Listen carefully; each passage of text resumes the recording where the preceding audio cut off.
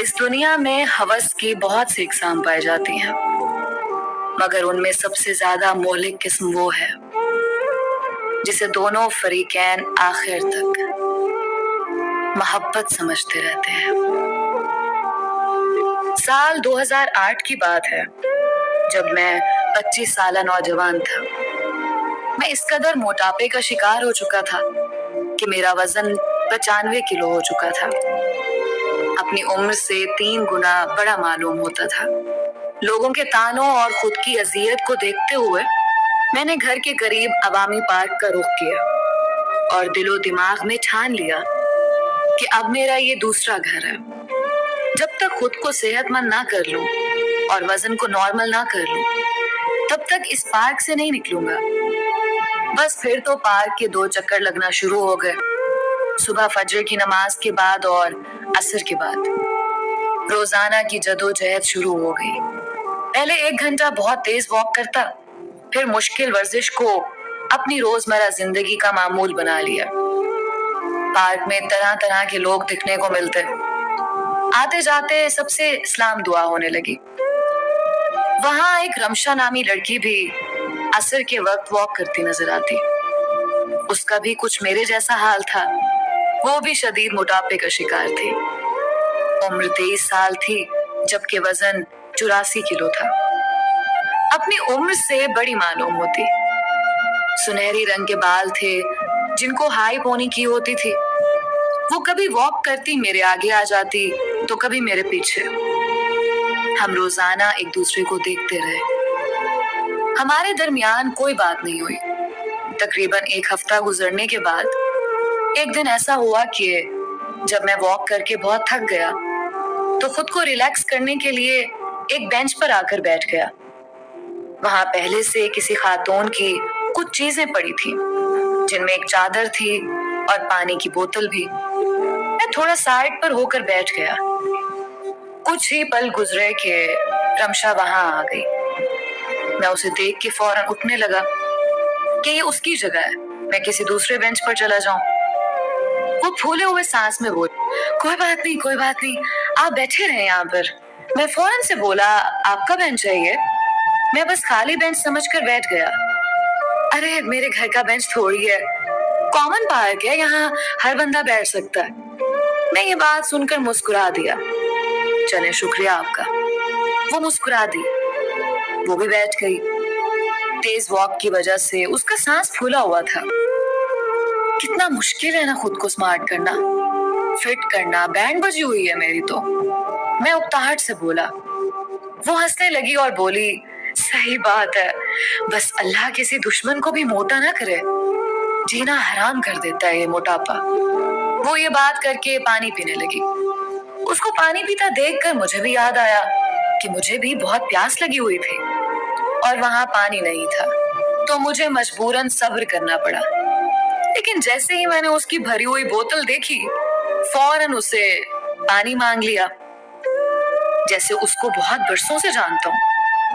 मैंने बिला झिझक उससे कहा, पानी मुझे भी मिल सकता है? वो ये सुनकर चौंक कर मुझे देखने लगी और गहरी सोच में पड़ गई। जाहिर है किसी अनजान मर्द को कैसे अपनी बोतल दे सकती थी। असल में मेरा हल्क सूख रहा है और आज मैं पानी की बोतल लाना भूल गया और मेरा घर कोई 10 मिनट की दूरी पर है और अभी मजीद चल कर जाना है। यहाँ तो पानी ही साफ नहीं है। वो मेरी इतनी वजाहतें सुनकर मुस्कुरा दी और बोतल आगे करते हुए बोली, ये ले, कोई बात नहीं। मैंने भी फौरन बोतल ली और पीने लगा। आधी बोतल पीने के बाद मुझे एहसास हुआ कि सारा खत्म ना करूं, क्या पता उसने भी पीना हो भी। मैंने बोतल उसको वापस कर दी। वो बोली, कोई बात नहीं, आप और भी पी लें। मैं हंसकर कहने लगा, नहीं, बहुत शुक्रिया आपका। आपने अपनी बोतल दी। वो मुस्कुराकर चुप हो गई। फिर मैंने सवाल दागा, क्या नाम है आपका? रमशा नाम है मेरा। और आपका? वो मेरा नाम पूछने लगी। मेरा नाम अवैस है। अच्छा, गुड। वो नाम पूछकर चुप हो गई। मैंने फिर सवाल किया, क्या करती हैं आप? वो बोली, अभी तो स्टूडेंट हूँ, पढ़ रही हूँ। क्या पढ़ती हैं? وہ بولی میں بزنس کی اسٹوڈنٹ ہوں اور آپ کیا کرتے ہیں؟ میں بھی پڑھ رہا ہوں، آرکیٹیکٹ بننا چاہتا ہوں۔ ارے واہ، اچھا لگا سن کر، آپ بھی میری طرح عمر میں بڑی لگتی ہیں اس موٹاپے کی وجہ سے، میں ہنستے ہوئے بولا۔ وہ زور سے ہنس پڑی۔ آپ صحیح کہہ رہے ہیں، موٹاپا انسان کو عمر سے بڑا دکھاتا ہے، میں خود بہت پریشان ہوں اس بیماری کی وجہ سے۔ اس کی یہ بات سن کر میں مسکرا دیا۔ کوئی بات نہیں، ہمت رکھیں، انشاءاللہ بہت جلد آپ فٹ ہو جائیں گی۔ ہماری باتوں میں مغرب کی اذانیں شروع ہو گئیں۔ وہ بولی بہت دیر ہو گئی ہے، میں چلتی ہوں۔ میں نے کہا جی جی ضرور، بہت اچھا لگا آپ سے بات کر کے۔ وہ بولی مجھے بھی۔ اس کے جاتے جاتے میں نے پھر سوال کر دیا، یہاں پاس میں رہتی ہیں آپ؟ وہ پیچھے مڑ کر بولی جی، میرا گھر پارک کے ساتھ والی گلی میں ہے۔ اچھا، یہ تو بہترین ہے، میں جلدی سے بولا۔ وہ مسکرا کر آگے چل دی۔ میں نے بھی فوراً گھر کی راہ لی۔ اگلی صبح آیا تو میں اسی کو ڈھونڈتا رہا، لیکن وہ عصر کے وقت ہی آتی بس۔ پھر جب میرا عصر کے وقت چکر لگا تو وہ وہاں پہلے سے موجود تھی، واک کر رہی تھی۔ اس کی نظر مجھ پر پڑی تو مسکرا دی۔ ہم پورا 1 گھنٹہ واک کرتے رہے اور پھر ہمارے درمیان کوئی بات نہیں ہوئی اور دونوں گھر چلے گئے۔ اس کے اگلے دن پھر وہی روٹین رہی اور میں واک کے بعد تھک کر بینچ پر بیٹھ گیا۔ وہ بھی وہاں آ کر بیٹھ گئی اور بولی کیسے ہو آپ؟ میں نے کہا ٹھیک ہوں، آپ بتاؤ کیسی ہو؟ کچھ کمی آ رہی ہے کیا وزن میں؟ وہ ہنس پڑی۔ ارے نہیں، اتنا آسانی سے تھوڑی ہوگا کم، بس لگے ہوئے ہیں، کبھی تو بہتری ہوگی۔ میں نے ہاں میں سر ہلایا۔ جی انشاءاللہ۔ آپ صرف شام کی واک کرتی ہیں؟ مارننگ واک بھی کیا کریں نا، ورک آؤٹ زیادہ بڑھائیں، جلدی فٹ ہوں گی۔ ہاں آپ صحیح کہہ رہے ہیں۔ آپ مارننگ واک کرتے ہیں؟ وہ مجھ سے پوچھنے لگی۔ جی ہاں، اور 2 ٹائم کی واک سے ہی کچھ فرق پڑ رہا ہے مجھے۔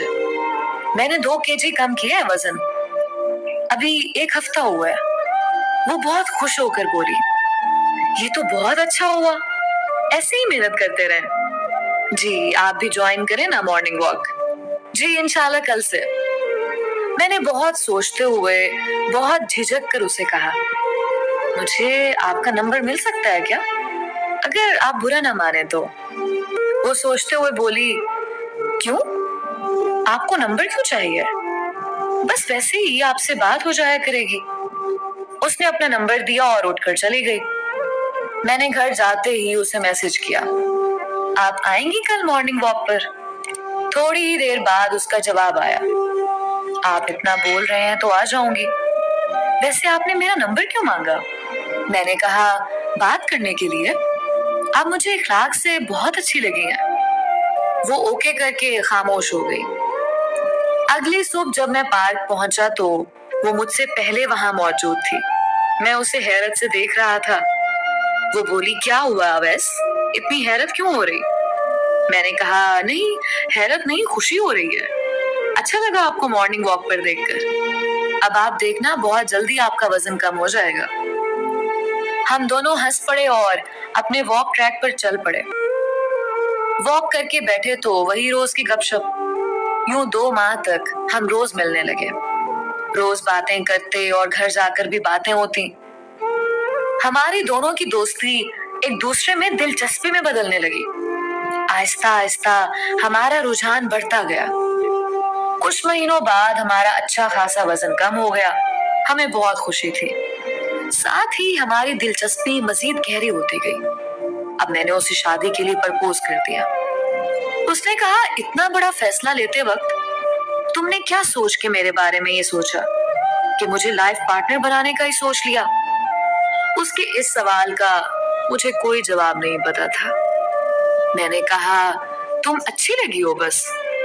وہ بولی ظاہر ہے اتنے وقت تک ایک دوسرے کو دیکھ رہے ہیں، مل رہے ہیں، اچھی تو لگی ہوں گی، لیکن ایسی کیا خاص بات دیکھ لی مجھ میں جو مجھے شادی کے لیے بول دیا؟ مجھے کوئی خاص وجہ یا مخصوص کوالٹی نہیں سمجھ آ رہی تھی کہ اسے بتا پاؤں کہ اس لیے تمہیں پسند کیا ہے۔ मैंने बात बदल दी और वो भी चुप हो गई। उसके बाद हम शादी का जहन में रखते हुए एक दूसरे के मजीद करीब होते गए, लेकिन कभी खुल के एक दूसरे को सही से कोई खास वजह नहीं बताते थे कि कौन सी मखसूस वजह हमें एक दूसरे के करीब कर गई। शायद कोई खास वजह थी भी नहीं। शादी करेंगे के नाम पर हम बहुत करीब होते गए और समझने लगे कि हमें एक दूसरे से बहुत मोहब्बत हो रही है। मोहब्बत के नाम पर आखिर वो दिन भी आ गया जब हम बहक गए और एक दूसरे को निकाह से पहले ही पा लिया। हर रोज हमारी मुलाकात होती, शहर से बाहर हम लॉन्ग ड्राइव पर निकल जाते। जिंदगी अच्छी महसूस हो रही थी, लेकिन एक दिन रमशा बोली कि अवैस, अब जल्दी रिश्ता भेजो ताकि शादी कर लें। मैंने कहा हाँ हाँ कर लेंगे, अभी क्या जल्दी है। वो रोज मुझे रिश्ते का कहने लगी, पर मेरा कोई खास दिल नहीं बन रहा था कि उसे शादी करूं, क्योंकि शादी की जो रौनक होती है वो तो खत्म हो चुकी थी। मैंने अपने घर वालों को जैसे तैसे भेजा, लेकिन मेरे घर वालों को वो और उसकी फैमिली कुछ खास पसंद ना आए। मैंने उसे सब बता दिया कि मेरी फैमिली ये सब बोल रही है। वो बोली हैरत की बात है, इतना टाइम तुम मेरे साथ टाइम पास करते रहे थे, जो अब शादी के लिए तुम्हारी ये बातें हैं। मैंने कहा नहीं यार, ऐसा नहीं है, तुम जानती हो मैंने खुद ही तुम्हें शादी का बोला था। वो बोली ठीक है, तुमने नहीं करनी तो ना करो शादी, मेरा भी एक जगह रिश्ता तय हो गया, मैं अपने घर में कुछ दिनों की मेहमान हूँ। उसकी ये बात सुनकर मुझे अजीब हैरत हुई और मैं सोचने पर मजबूर हो गया कि यानी हम एक दूसरे से कोई मोहब्बत नहीं करते थे, बस मिले वक्ती अट्रैक्शन हो गई और एक दूसरे से मोहब्बत के नाम पर मिलाप भी कर लिया। यानी ये हम दोनों की सिर्फ हवस थी, जिसे हम दोनों ने मोहब्बत का नाम देकर खूब बेवकूफ बनाया। तो जब निकाह का वक्त आया ना तो उसका दिल हलकान हुआ मेरा इनकार सुनकर, और ना ही मेरा दिल हलकान हुआ। हम इंसान कितना घटिया है ना, एक दूसरे को झूठे मोहब्बत के दावों में फंसाते हैं सिर्फ इसलिए कि हम निकाह के नाम पर वो काम कर लें जिसके लिए निकाह का लफ्ज बहुत जरूरी है। दोस्तों, निकाह के नाम पर खुद को बेवकूफ बनाना छोड़ दें। एक हराम को सरअंजाम देने के लिए एक हलाल लफ्ज का टैग ना लगाएं साथ। हमारे माशरे में दिन ब दिन गलत काम बढ़ता जा रहा है, किसी को फेसबुक से तो किसी को सोशल मीडिया की किसी और ऐप से। किसी से मोहब्बत हो गई तो किसी को एक बार देख लेने के बाद मोहब्बत हो गई। दोस्तों, ये मोहब्बत नहीं होती, ये सिर्फ वक्ती अट्रैक्शन होती है। और यही वजह है कि लव मैरिज के बाद यही जोड़े ही आपस में ज्यादा लड़ रहे होते हैं, जो कहते हमें तो बहुत मोहब्बत है एक दूसरे से। अपनी हवस को खुदारा मोहब्बत जैसे पाक एहसास का नाम मत दें। मोहब्बत बहुत खास और पाक एहसास है, ये हर किसी के बस की बात नहीं होती। लिहाजा अपनी रोज की गपशप मिलने मिलाने को मोहब्बत जैसे पाक एहसास के साथ मत मिलाएं।